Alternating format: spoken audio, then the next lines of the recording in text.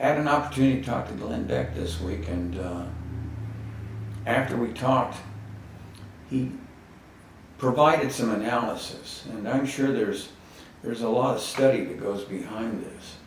But basically what he said was that when the government isn't functioning, the first person they blame are the regulated. And they've perfected that with Latinos. They profile, endorse, it's guilt by association. We're supposed to be protected by this from the U.S. Constitution, the Declaration, and we're not. And then they perfected the denial of due process and the delay of due process. In my research, Gladstone, Prime Minister in England about 1850, says, "Justice delayed is justice denied." We're dealing with a business, businesses that must continue or they die. And if you interrupt their ability to do that, then you're killing business. These are bad practices.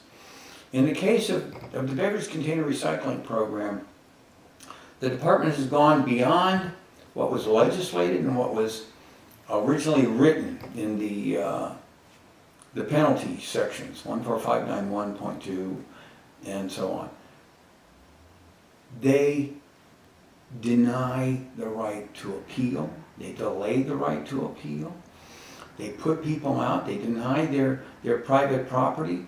To get into this program, they have to put their own money up. Now you confiscate their money and they cannot continue. So you can put them out of business without even giving them the right to a hearing. Too many things attacking the Latino.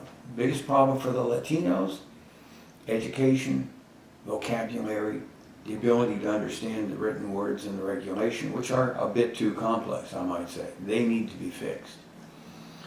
But the other thing is I had a number, in the neighborhood of 16, 18 recyclers go in and speak to two different legislators about the petition for grievances, is what it's called.